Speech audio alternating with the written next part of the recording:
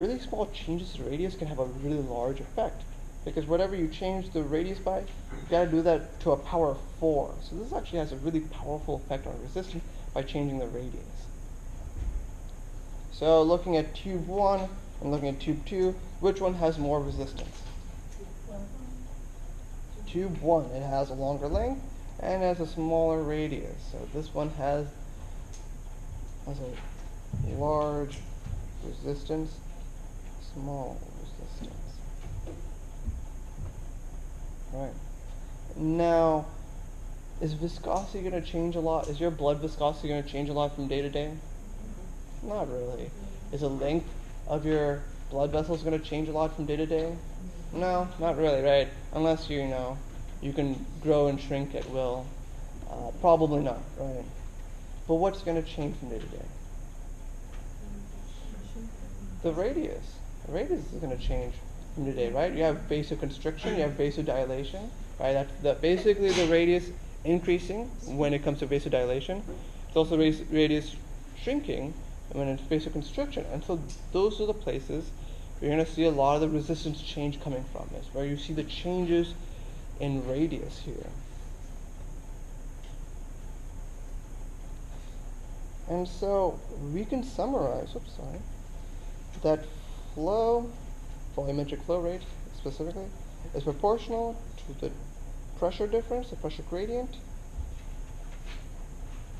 divided by the resistance. So this is another way of saying flow is directly proportional to the pressure gradient, and it's inversely proportional to the resistance. This makes sense. The greater the pressure gradient, the more flow. The greater the resistance, less flow. Right? So in this example, tube 1, tube 2, which one will exhibit greater flow? Assuming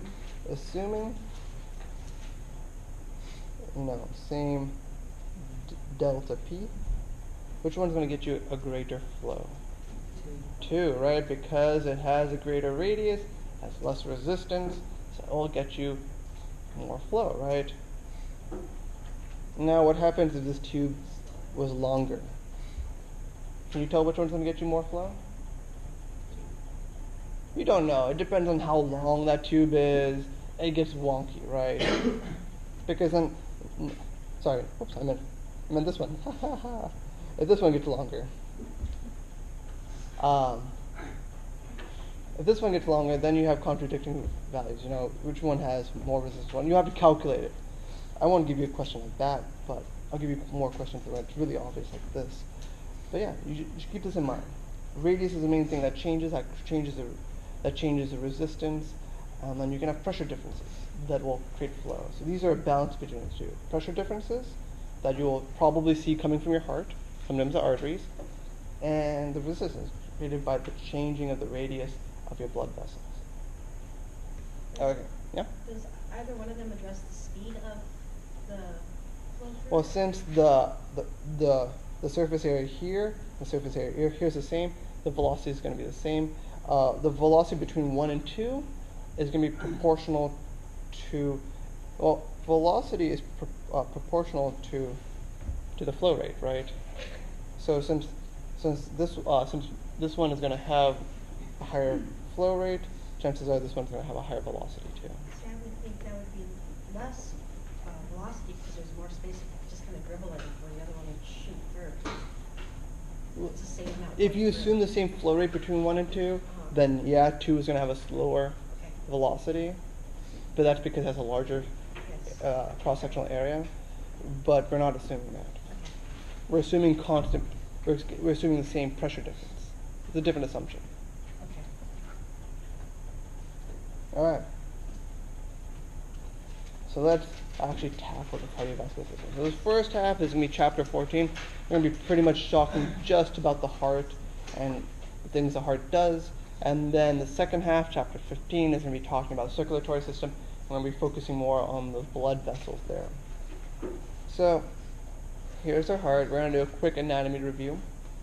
And we're going to look at how blood flows through the heart.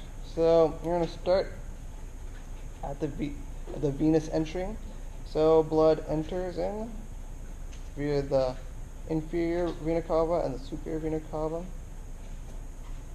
and it enters this chamber here called the right atrium. Remember, anatomy, everything right and left is described in the patient's or the subject's point of view, and so this is the right side of the heart, even though it looks like your left side. And then once blood gets in the right atrium, it will move past a valve here. This valve is an atrioventricle valve. It's the tricuspid valve, or you can call this the right AV valve. For now, I don't really care the difference between left and right AV valve. That's more of a difference for anatomy, so we'll just call this an AV valve. It goes into the right ventricle. From there, it goes past the pulmonary valve. It's semilunar, but in class we don't really care. And it goes into the pulmonary trunk, where essentially it just goes into pulmonary circuit.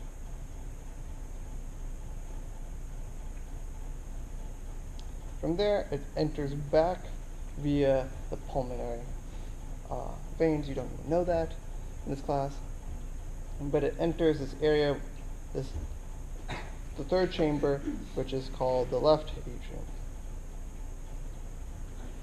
It goes through a valve, another AV valve, which will then enter the left ventricle. And then from there, it goes through the aortic valve into the aorta, right? So the left side here, that side is pumping exclusively to the pulmonary circuit, and then the left side is primarily pumping to the systemic circuit, right? Which circuit has more resistance? The systemic circuit. Why? More length, right? It's traveling further in length, so it has more resistance. And you can see, and so to create a good amount of blood flow through the systemic circuit, that left side has to work harder than the right side, right? You learn this hopefully in anatomy. That's why your left ventricle here is so much beefier than your right ventricle. All right. We also see here that these ventricles, the atriums, are made out of myocardium. All of this material here, all of this stuff here is myocardium. Myocardium is made up of what kind of muscle tissue? Cardiac muscle, right? And so, we'll talk about it in the next slide. But generally, what you need to learn about the heart pumps in. It pumps in a special pattern, right? It contracts the atria first, and then it contracts the ventricles afterwards. And so it is a pattern of atria contracting, ventricles contracting, atria contracting, ventricles contracting. That one makes up what we call the cardiac cycle, which we'll talk about in a bit, right? And so when the atria or the ventricles contract, so, when chamber contracts, we call that systole. Hopefully that sounds like a familiar term to you. So when we say atrial systole, we mean the atria are contracting. When we say ventricular systole, we're talking about the ventricles contracting. Now when you just say systole, people default just talking about ventricular systole.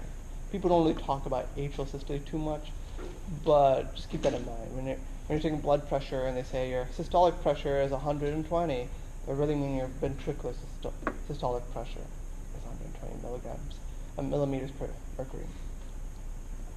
And now I'll write it in this spot here. When your chambers relax, it is called diastole.